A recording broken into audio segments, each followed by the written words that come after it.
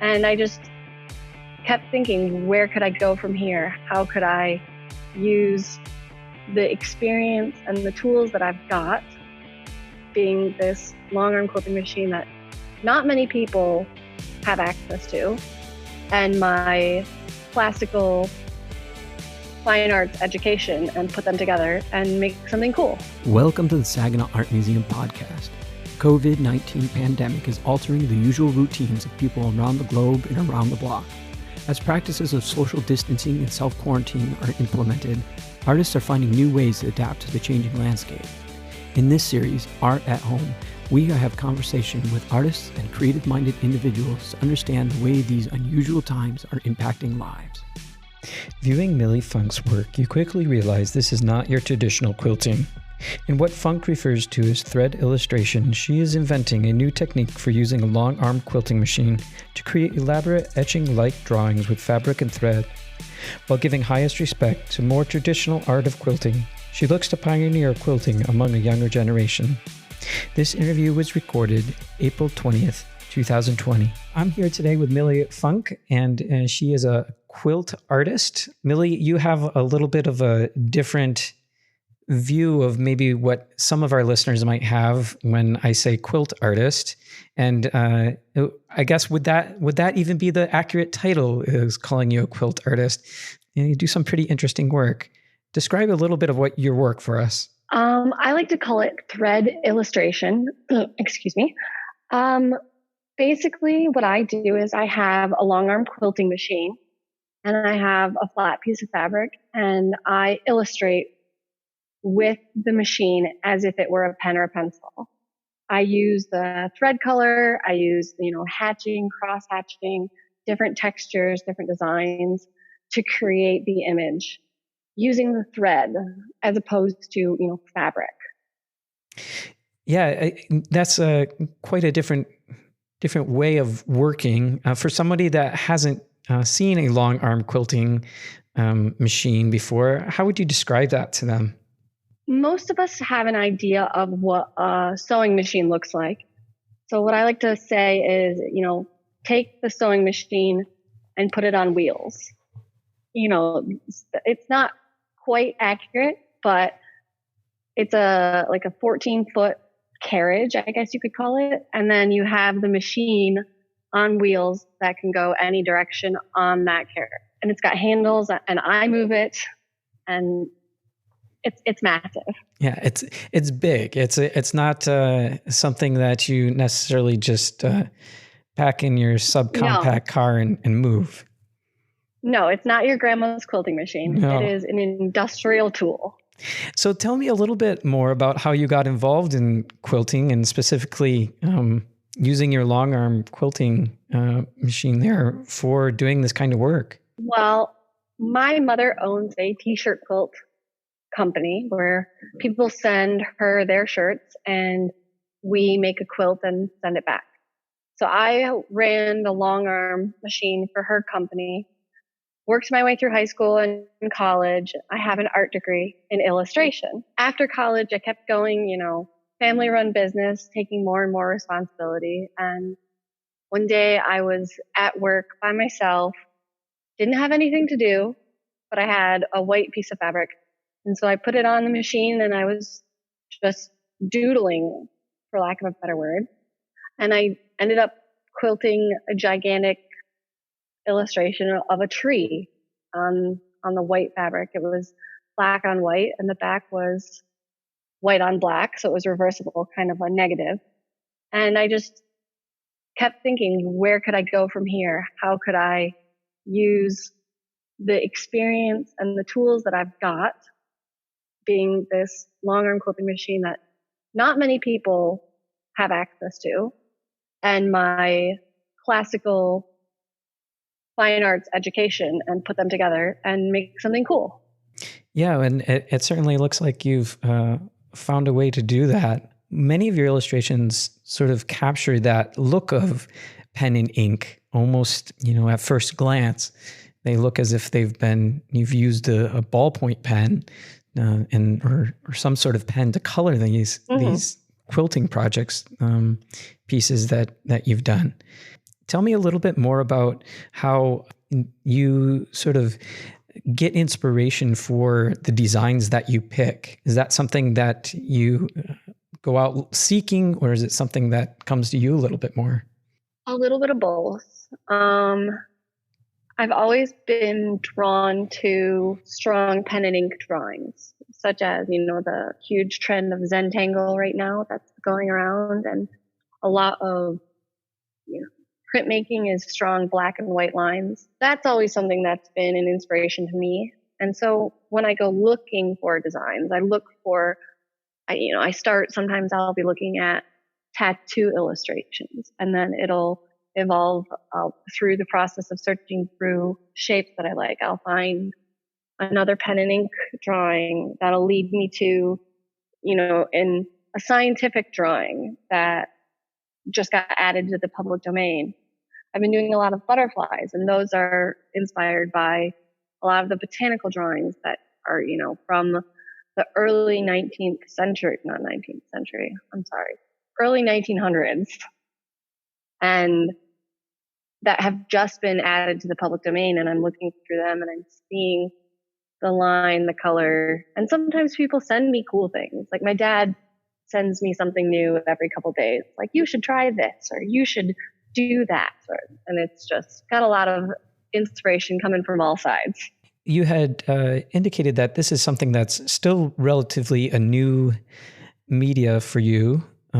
You're starting out and you're discovering and experimenting somewhat. How has the stay-at-home orders here in Michigan and the quarantine impacted some of that creative process that you have, considering that the long arm quilting machine is big? Is that something that you have access to right now? I do have access to it right now. I mentioned my mom has her quilting company. Mm-hmm. She used to have 12 employees, and due to the stay-at-home order, those 12 employees cannot be here. So my mother and I are trying to keep her small business afloat.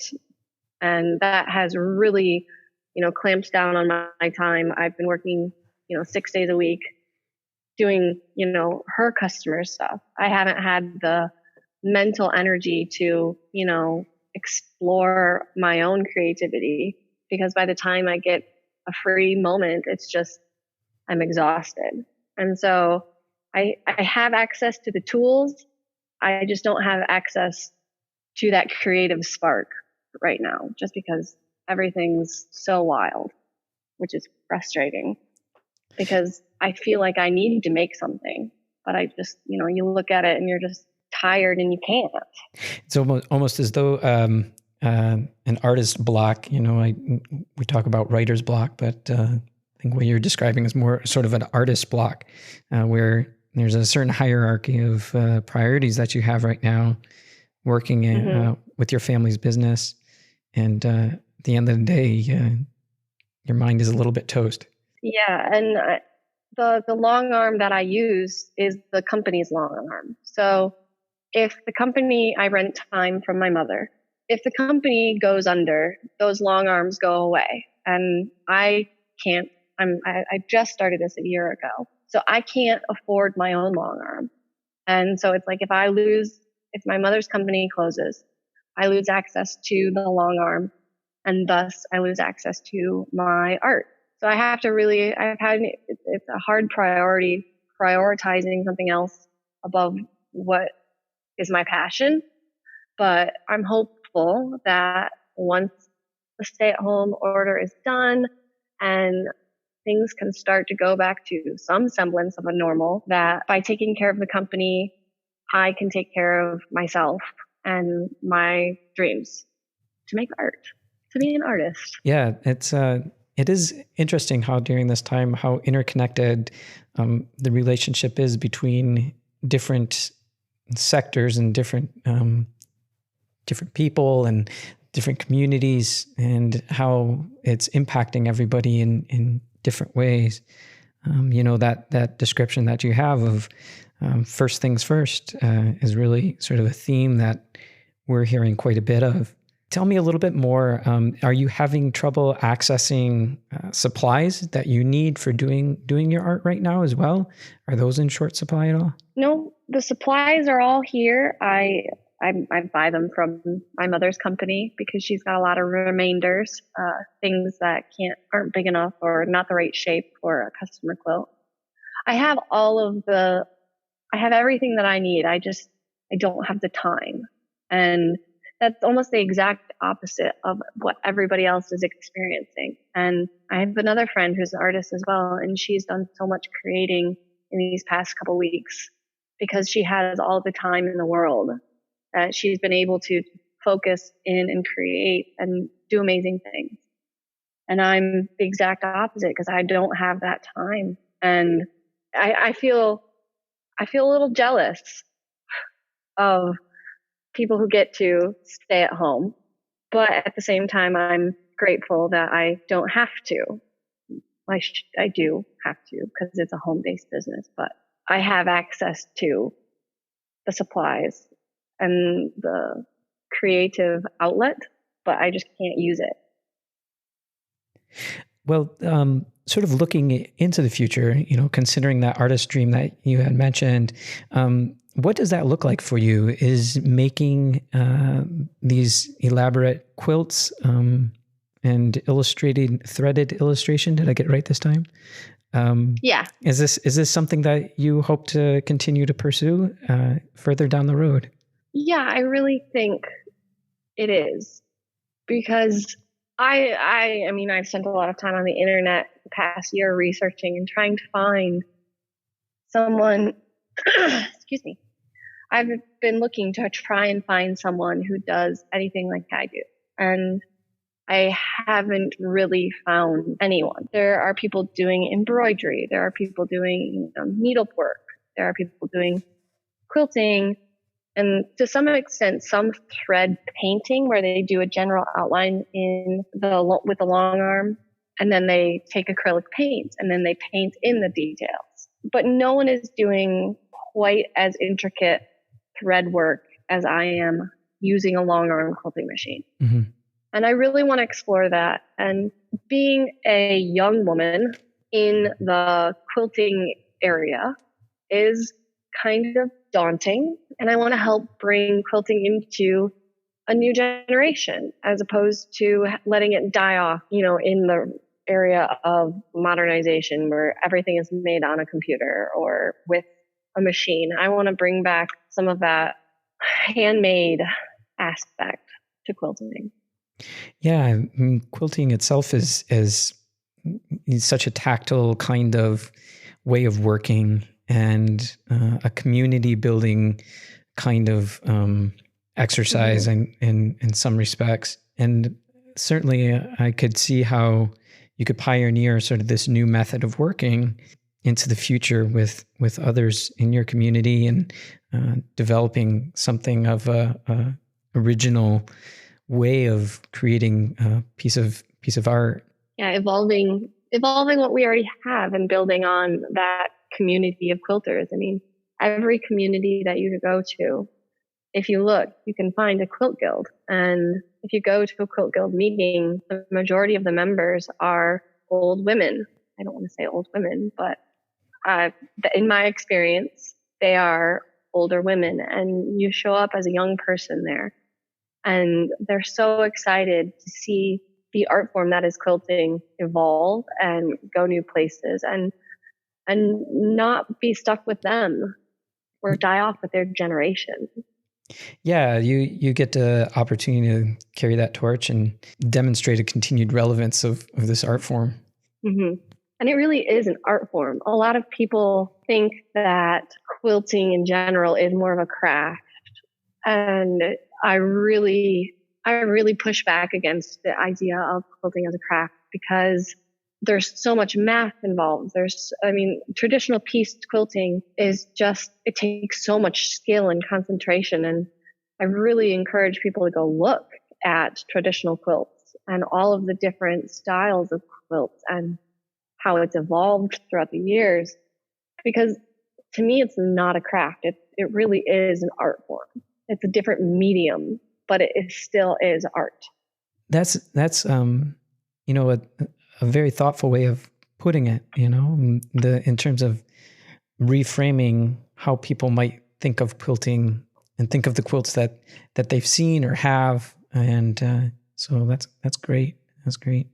Mm-hmm. Sort of in closing here, if there's one or two things that you're looking forward to most once some of the restrictions are lifted, what would those things be? I think getting back to the community.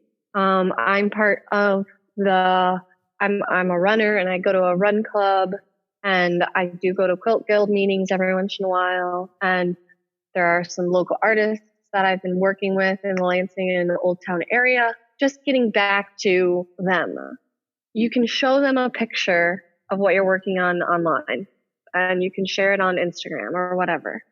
But it's not the same as, going there, talking over colors, ideas, talking and getting feedback on your current work. And I'm really looking forward to having that community back around me and having the time to see them face to face and, check in. Well, Milie, thank you so much for sharing your time and your perspective today.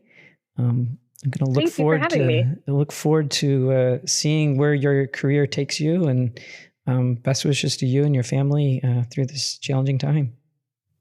Yeah, stay home and stay healthy.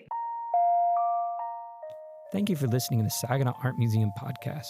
You can stay connected with the museum through our website and social media channels. We invite you to become a subscriber of this podcast or become a monthly contributor to the show to help us carry out our mission of providing art for all.